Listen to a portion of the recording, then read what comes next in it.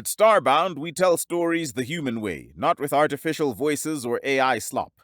In the end, what's HFY without humanity? Subscribe to keep it this way. My name's Chikondi. Let's begin. The name is Zarik, and once, long ago, I was considered by many to be one of the fiercest warriors in the galaxy. My 4 arms, each wielding a different gun, and my bone-tipped tail for close-quarters combat, were seen as far more than a gimmick. I was told more times than I can remember that I was the epitome of a warrior, and the worst part was that I believed it. How mistaken I was, so mistaken that it set me on a path where I felt terror for the first time, fighting alongside humanity. But I'm getting ahead of myself here, aren't I? Let me start from the beginning. Back when I still thought my 4 yellow arms meant something in the grand scheme of the universe. Back when I believed that muscles alone could win wars. My story with humanity began in what I now recognize as the most obvious setup in galactic history. Admiral Trozier of the Galactic Council had summoned the top warriors of our time to his vast command vessel. The room was filled with legends, or at least beings who thought themselves legends. Scaled behemoths from Crothon 1, cyber-enhanced soldiers from the Nexus worlds, and there I was, flexing all 4 arms like some sort of show-off at a marketplace. The Admiral's request was simple. The Council needed a representative to fight alongside a non-member species called humanity in their conflict against the Vitrit people. The Vitrit were pushing across established borders, trying to conquer some strategic planet in human space. It was a matter of galactic politics, really. Show support for a potential future council member. Maintain the balance of power. All that bureaucratic nonsense. I remember standing there in my prime, my 4 yellow arms rippling with more muscle than most species would ever hope to possess in their entire bodies. My bone-tipped tail swayed behind me, sharp enough to pierce armor plating. I was magnificent. I was powerful. I was also, as it turned out, an idiot. When the Admiral first made his request, I didn't immediately volunteer. These humans were primitives, barely worth my attention. They were fighting some border dispute that mattered little to me. Why should the greatest warrior in the galaxy waste his time on such a minor conflict? Let someone lesser go. Let someone who needed to prove themselves take this thankless assignment. That's when the trap closed around me, though I was too blind to see it. Zarik would be perfect, one of the other warriors said, a younger Cronian whose name I've since forgotten. But this mission might be beneath someone of his stature. Indeed, another chimed in, a cyber soldier whose optics gleamed with what I now recognize as badly suppressed amusement. We couldn't possibly ask our greatest warrior to babysit some primitives. Better that one of us lesser fighters volunteer. The humans probably wouldn't appreciate true skill anyway, a third added, and I could hear the others murmuring agreement.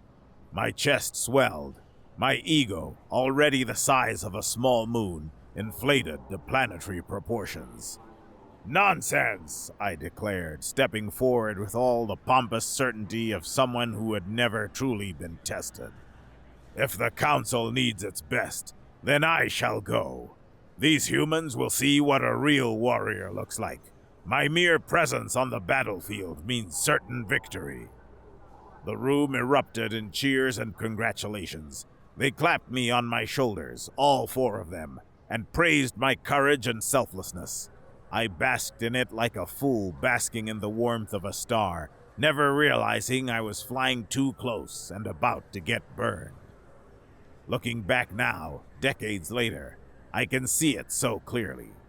Those young warriors had played me like a musical instrument. They were too afraid to go themselves, too smart to waste their time on what they correctly identified as a meaningless political gesture. So they inflated my already ridiculous ego, used my own pride against me.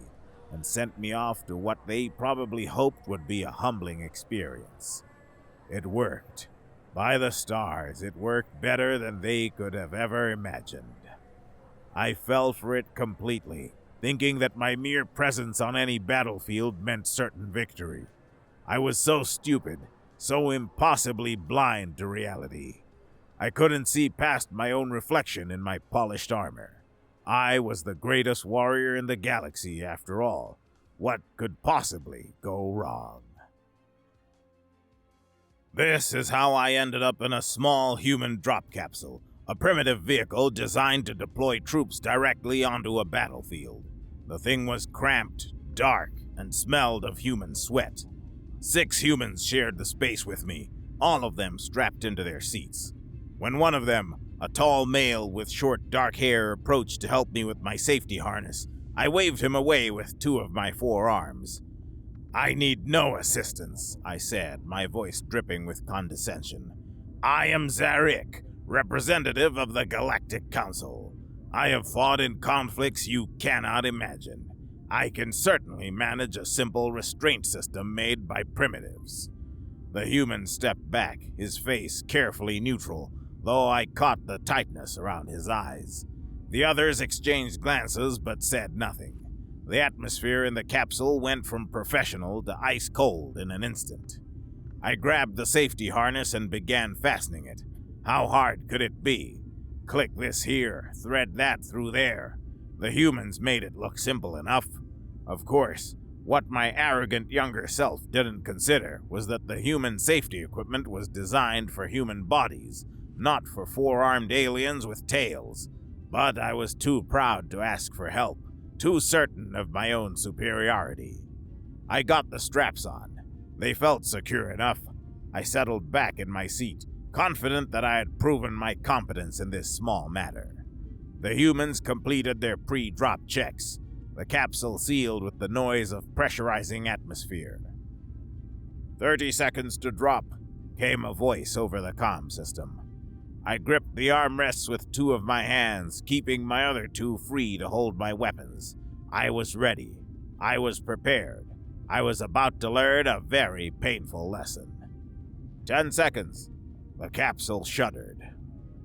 5, 4, 3, 2, 1. Drop! The bottom fell out of the universe.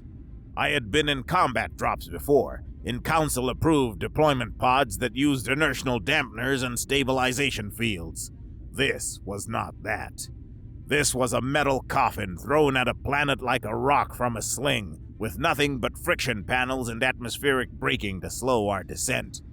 The capsule shook violently, my teeth rattled, and then with a sound like tearing fabric, my safety harness came undone. I had threaded it wrong.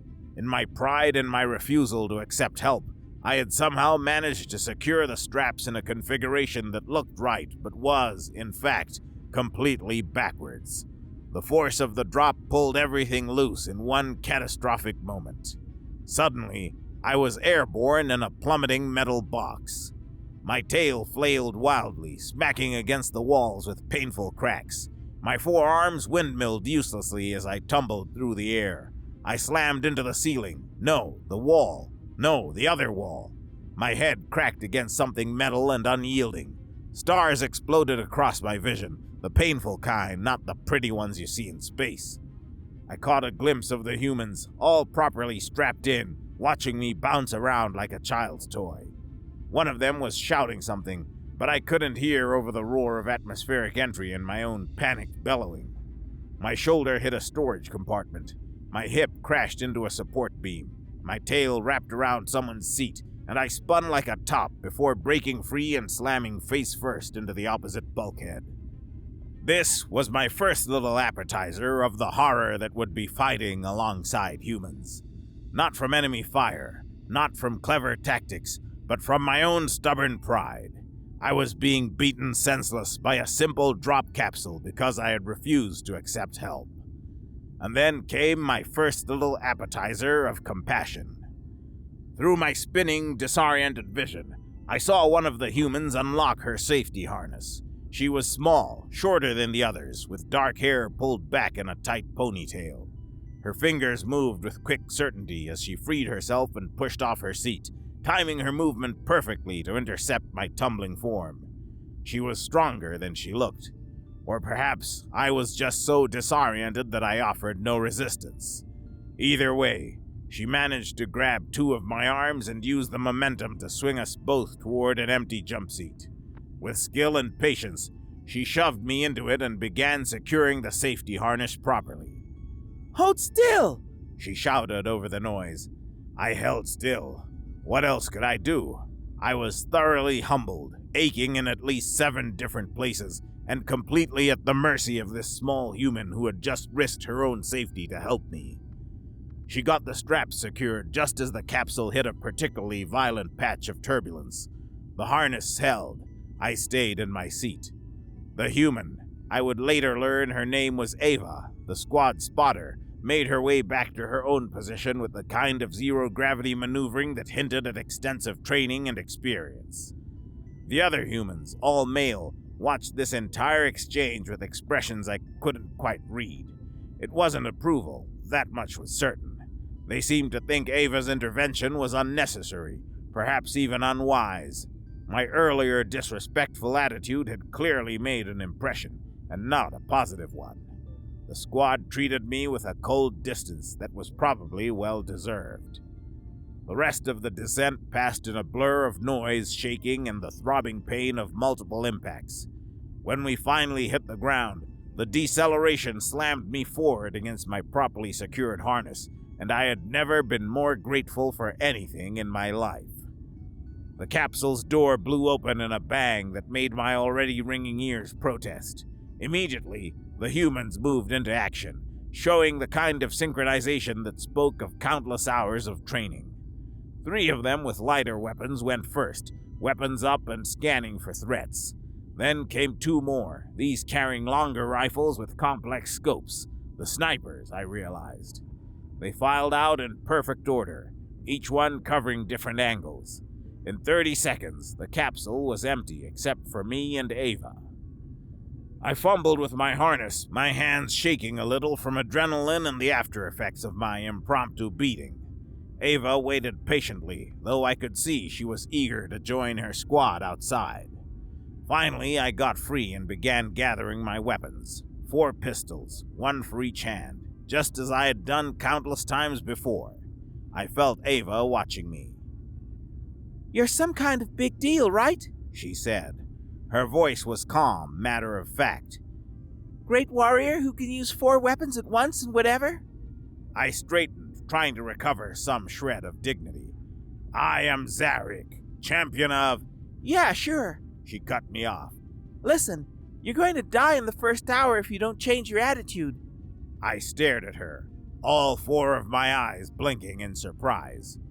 She stepped closer, her expression serious. "I don't care what you were back home. Out here, you're part of a squad. Our squad. And the way you've been acting, looking down on us, refusing to help, being disrespectful, that's going to get you killed. Maybe it'll get one of us killed trying to save you, which is even worse." "I don't need," I began, but she held up a hand. "You do need. You need to apologize to the squad. You need to make sure your relationship with them is at least professional, if not friendly. Because when the shooting starts, and it will start, you need to trust them, and they need to trust you. That's how we survive." She moved toward the door, then paused and looked back at me. "I helped you because it was the right thing to do. But I won't do it again if you keep acting like we're beneath you. None of us will." Then she was gone, disappearing through the door to join her squad. I stood there in the empty capsule, my head still aching from where I had hit it during the drop. Perhaps it was the impact, some mild concussion that made me more receptive to sense. Or perhaps it was the first crack in my armor of pride, formed by the undeniable reality of my recent humiliation. I didn't immediately accept her words.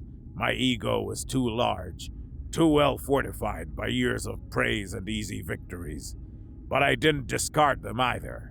Some small part of me, Perhaps the part that had just spent several minutes being ragdolled around a metal box tucked those words away in the back of my mind.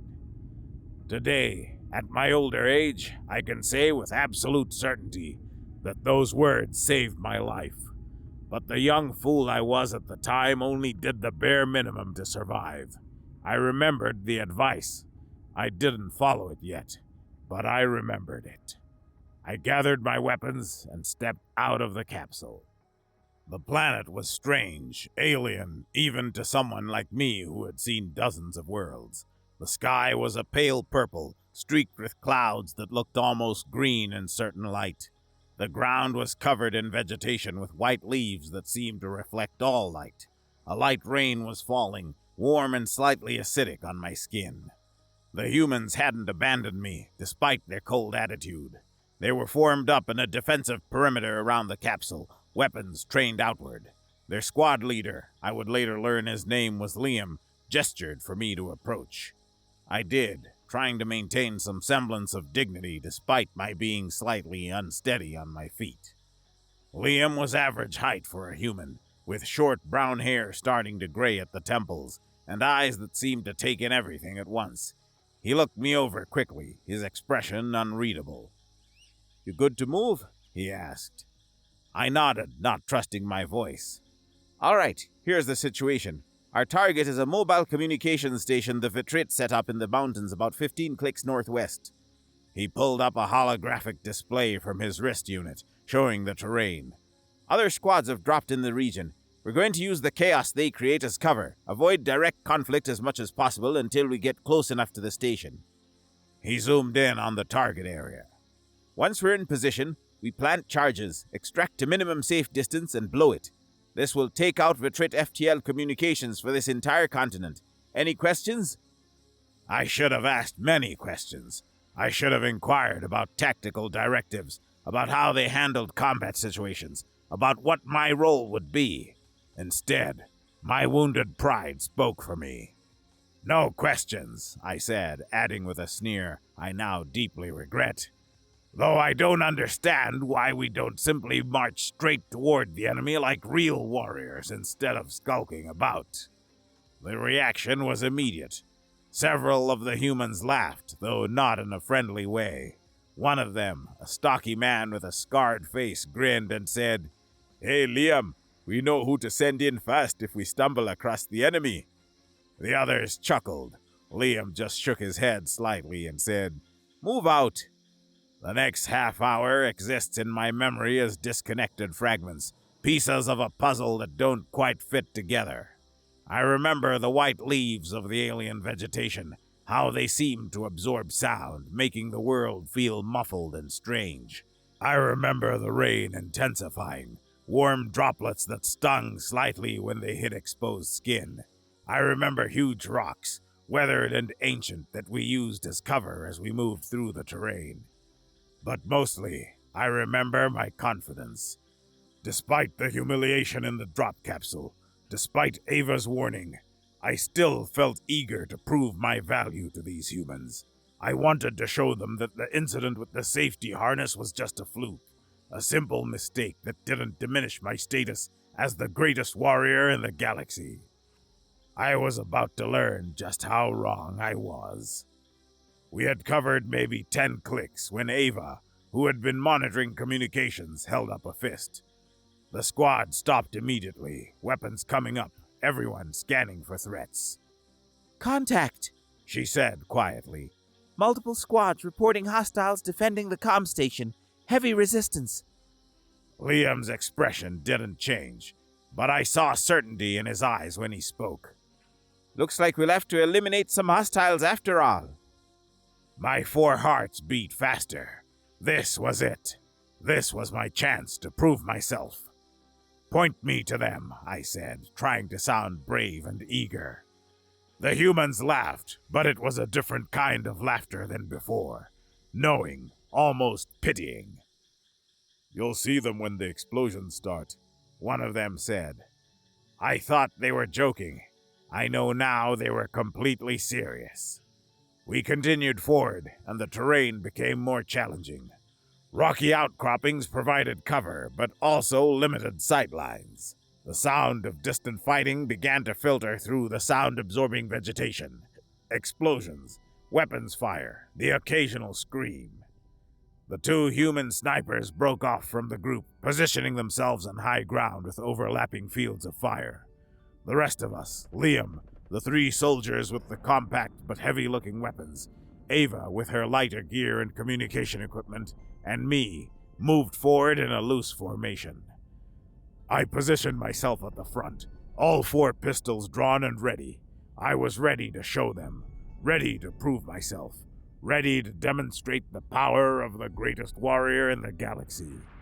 We crested a rise, and suddenly the enemy was there.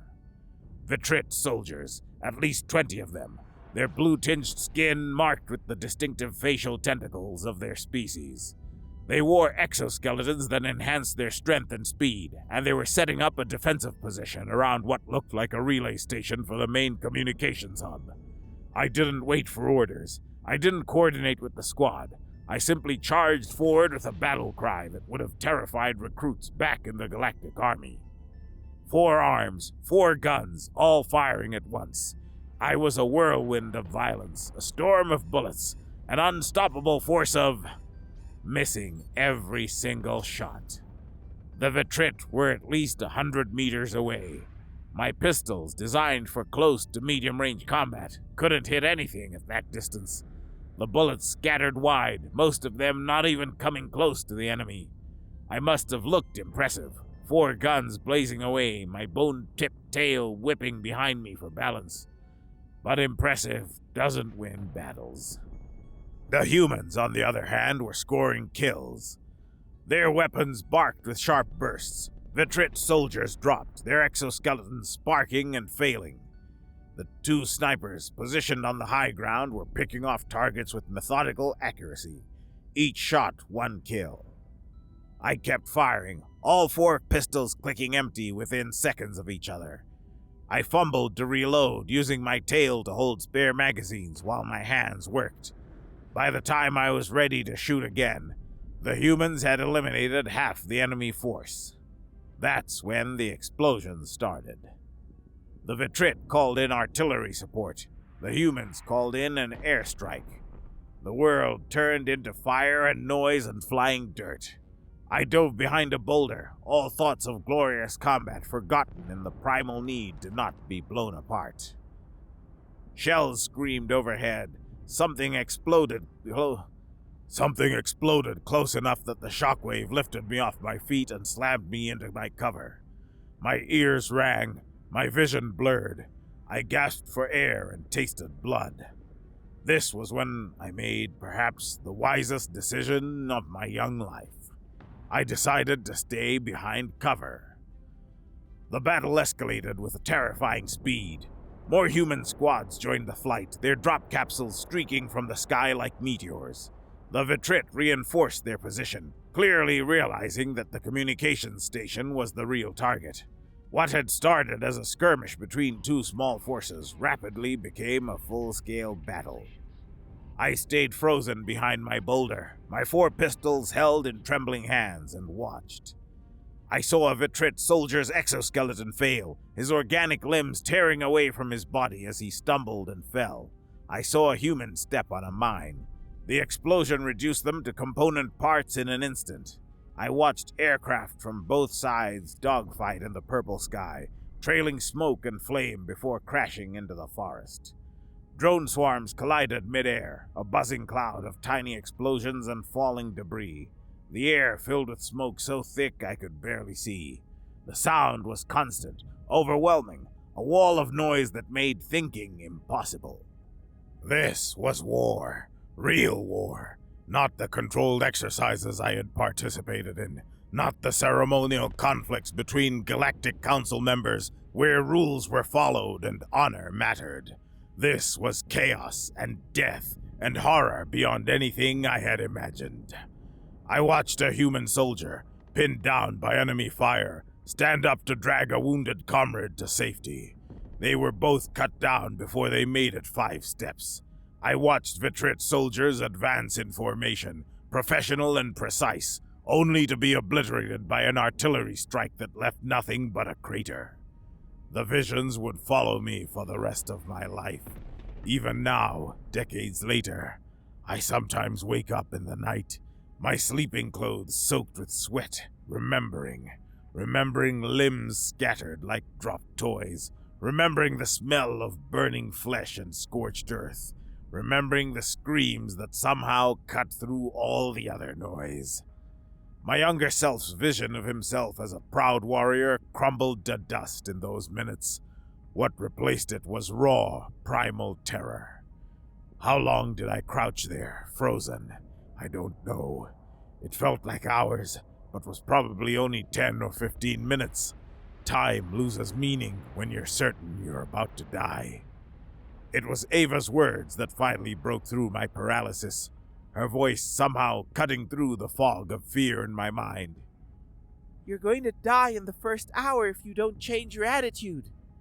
I grabbed my comm unit with a trembling hand and opened the squad channel. "Please," I gasped.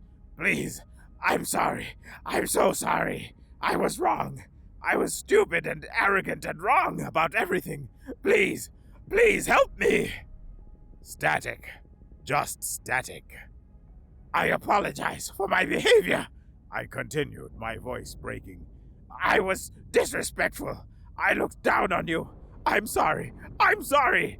Please respond. Please." More static. Had they died? Had they abandoned me? I deserved it if they had, but the thought of being left here alone in this hell made my 4 hearts seize with panic. "Please," I begged again. "I know I don't deserve help. I know I've been terrible, but please, please." The smoke around me was so thick I could barely see past my own arms. Explosions continued to rock the battlefield. Something massive, a dropship maybe, screamed overhead and crashed somewhere behind the Vitrit lines. I was crying. I realized I was crying, tears streaming down my face, my body shaking with sobs. The greatest warrior in the galaxy, reduced to a terrified child begging for help. And then, through the smoke, a figure appeared. Liam walked toward me like he was taking a casual stroll, not crossing an active battlefield. His armor was scorched and dented. Blood ran down one side of his face from a cut on the forehead. But his weapon was ready. His eyes were clear, and when he saw me, he actually smiled. "Why are you crying, big fella?" he asked. I couldn't respond. My voice was gone, stolen by fear and shame and overwhelming relief. I just stared at him, this human who had come back for me despite everything. "Come on," he said, extending a hand. "Let's get you out of here." I took his hand with one of mine and he pulled me to my feet. He led me through the smoke, moving with confidence through terrain I could barely see. We passed bodies, both human and Vitrit. We passed burning equipment and crashed drones. We passed through hell itself, and Liam guided me through it all. When we finally reached the rest of the squad, positioned in a defensive crater about 200 meters from my boulder, I collapsed, just fell to my knees and cried, great racking sobs that shook my entire body. Ava was there, alive and whole, her equipment somehow still functioning despite the chaos. The 3 soldiers with their compact weapons were alive, though one had a bandaged arm. The 2 snipers had repositioned and were continuing to provide overwatch. They all saw me break down. They all saw the mighty Zarik, champion of the Galactic Council, reduced to a sobbing mess. And not one of them mocked me. "First time in real combat?" one of the soldiers asked, his voice gentle. I could only nod. "It gets easier," he said, though his eyes suggested he was lying to be kind. "You did good, surviving this long." I hadn't done anything. I had frozen, panicked, and been rescued like a helpless civilian. But they were trying to make me feel better, and that kindness just made me cry harder. The battle continued around us for another 3 hours. The squad completed their mission, They planted the charges on a secondary communications relay while the main force kept the Vitrit busy. They did it without me because I was useless, a burden they had to protect rather than an asset they could utilize. When the charges blew, taking out a crucial part of the Vitrit communication network, I barely registered it. I was still in shock, still processing what I had witnessed, still trying to reconcile the warrior I thought I was with the terrified creature I had become. When the extraction shuttles arrived, the squad helped me aboard. They strapped me in properly this time, and I accepted their help without protest. Ava sat across from me. You did the right thing, She said. calling for help, admitting you were wrong. That takes courage. I wanted to laugh at that. Courage. I had shown nothing but cowardice. But Liam, sitting next to her, nodded in agreement. Lots of people die because they're too proud to ask for help. You're alive. That's what matters. During the flight back to the command ship, somewhere between the planet's atmosphere and the cold of space, I made a decision. I couldn't be this person anymore. I couldn't be the arrogant warrior who thought muscles and weapons made them invincible. That person had died on that battlefield, torn apart by the reality of what war actually meant. When we docked, when I gave my report to Admiral Trozier, I was honest. Brutally, completely honest. I told him I had been useless, that the humans had completed their mission despite me, not because of me. I told him I was a disgrace as the Council's representative. I expected anger. I expected punishment. Instead, the Admiral looked at me with something like understanding. War is not what the stories make it seem, He said. You'll learn that today. The question is, what will you do with that knowledge? I dropped everything when I returned home. My status as a warrior, my role in the Galactic Army, my belief that wars were glorious tests of skill and strength. I walked away from all of it. Some called me a coward. Some said I had disgraced myself and my people. But I didn't care. I had seen the truth of what I was, and I couldn't live that lie anymore. In the next cycle, I took a position as a teacher, working with troubled youth of my species, the ones who thought themselves too tough for the world, too strong to need anyone else, too prideful to accept help. I saw myself in every one of them, and I did my best to teach them the lessons I had learned on that battlefield. It's been decades now. I have a lifemate, a small dwelling on a quiet world, and a life of peace that my younger self would have considered boring. But I've never been happier. And at least once a year, my lifemate and I travel to Earth. We visit a small bar in a city called Portland, and we share drinks with the human friends I made on that one failed mission that changed my life for the better. Liam is retired now, with gray in his hair and grandchildren who climb on his lap.